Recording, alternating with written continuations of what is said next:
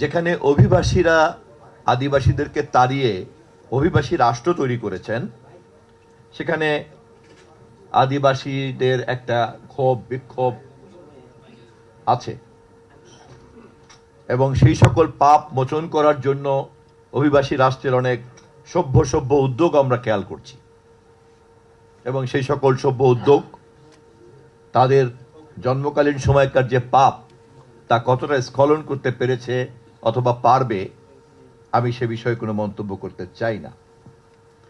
কিন্তু আমরা যদি কানাডা, মার্কিন যুক্তরাষ্ট্র এবং অস্ট্রেলিয়া, নিউজিল্যান্ডের সমসাময়িক কালের সমাজ পরিচালনা করার ক্ষেত্রে রাষ্ট্রের ভূমিকার দিকে তাকাই, তাহলে আমরা কিন্তু এই বিষয়ে খেয়াল করতে পারি আমাদের দেশ সেই সকল অভিবাসী রাষ্ট্রের বাস্তবতার সঙ্গে কোনোভাবেই কোনো মিল খায় না। অতএব যেখানে অভিবাসী এবং আদিবাসীর কোনো বিরোধের প্রশ্ন অপ্রাসঙ্গিক, সেই দেশের জনমিতিতে আদিবাসী শব্দটাও অপ্রাসঙ্গিক। এবং আজকে Chittagong hill tracts research foundation অত্যন্ত সঠিকভাবেই ব্যানারে বলেছেন, indigenous identity is irrelevant for Bangladesh. আমি তাদের এই মোশনকে সাপোর্ট করি এবং আমি মনে করি এটা অত্যন্ত সঠিক। অতএব আলোচনা এটা নয় যে কে আদিবাসী আর কে আদিবাসী না, আলোচনা হচ্ছে এটা যে আমাদের দেশে যেহেতু কোনো অভিবাসী এসে দখল করে নাই, আমরা আমাদের দেশের অ্যানথ্রোপোলজিক্যাল ইভলিউশনের মধ্য দিয়ে আমাদের জাতি গঠিত হয়েছে। বাংলা কিউআর যেখানে নগদ পেমেন্ট সেখানে সারা দেশে 10 লাখেরও বেশি মার্চেন্টে নগদে পেমেন্ট করুন খুব সহজে। একটা নৃতাত্ত্বিক বিবর্তনের ধারায় আমরা এই জাতি জন্ম নিয়েছি।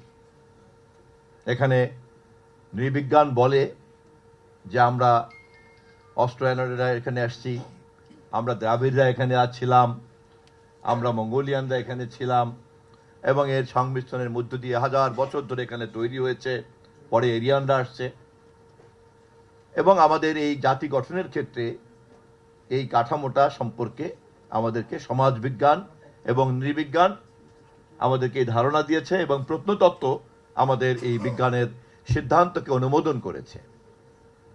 অতএব আমি জাহাঙ্গীরনগর বিশ্ববিদ্যালয়ের শিক্ষকের সঙ্গেই প্রতিধ্বনি করে বলতে চাই যে এই পুরো বিষয়টি উপস্থাপন করার ক্ষেত্রেই কিন্তু সতর্ক থাকতে হবে যে কারো কোনো পাতানো ফাদানো কোনো বয়ানে পা দিতে আমরা চাই না। বাংলাদেশের জনমিতিকে বুঝতে চাইলে পরে অভিবাসীদের চশমা দিয়ে কিন্তু এই জনমিতিকে দেখা যাবে না। বাংলাদেশের জনমিতিকে বুঝতে চাইলে পরে অভিবাসী মনোযোগ দিয়ে এই জনমিতিকে বোঝা যায় না।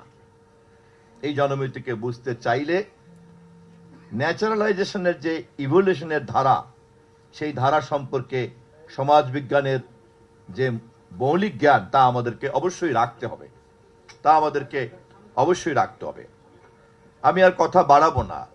কাল্পনিকভাবে যদি আমরা ধরে নেই যে রেড ইন্ডিয়ানদের ওই রাষ্ট্র কেউ দখল করেনি, ওই জমি কেউ দখল করেনি, মার্কিন যুক্তরাষ্ট্রের জন্মলগ্নে যে ইতিহাসটা শুনেছি আমরা আমাদের বোঝার সুবিধার্থে যদি ধরে দেই যে ইতিহাসে ওই ঘটনাটি ঘটেনি, তাহলে সেখানে কিন্তু রেড ইন্ডিয়ানদের একটা রাষ্ট্রই কিন্তু থাকতো। আমরা যদি ধরে নেই অস্ট্রেলিয়াতে এই ধরনের দখল প্রক্রিয়ার প্রশ্ন আসেনি, নিউজিল্যান্ডে এই ধরনের দখল প্রক্রিয়ার প্রশ্ন আসেনি, তাহলে আজকের এই প্রশ্ন আসতো কিনা এবং এখনকার সভ্য প্রতিষ্ঠান আইওলোকে এই কথা বলতে হতো কিনা, তা কিন্তু একটা প্রশ্ন থেকে যায়। অতএব বাংলাদেশের মাটিতে থেকে আমি যখন আমাদের হাজার বছরের ঐতিহ্যের যে প্রেক্ষাপটে আমাদের নৃবিজ্ঞান, আমাদের নৃজাতি যেভাবে গড়ে উঠেছে, তার মধ্যে অবশ্যই মনোলিথিজম নাই, এককত্ব নাই, এখানে নানান রকম নৃতাত্ত্বিক ভাগাভাগি আছে এবং তাকে সম্মিলিত করে আমি আমার একটা রাষ্ট্রীয় পরিচয়, আমাদের নেতা শহীদ জিয়াউর রহমান নাগরিকত্বের ভিত্তিতে জাতীয়তাবাদকে তিনি উপস্থাপন করেছেন নতুনভাবে, যা আমাদের জাতির অনেক সমস্যাকেই সংকটকেই সমাধান করেছে এবং নাগরিকতার ভিত্তিতে এই বাংলাদেশি জাতীয়তাবাদী হচ্ছে আমাদের এই মুহূর্তের পরিচয়। এই পরিচয় যদি কারো কোনো সংকট তৈরি করে থেকে থাকে, তাহলে তারা যে কারণে নতুন নতুন কৌশল অবলম্বন করবেন, তার মধ্যে এই অপ্রয়োজনীয় বিতর্ক কিন্তু একটি কৌশল হয়ে উঠতে পারে।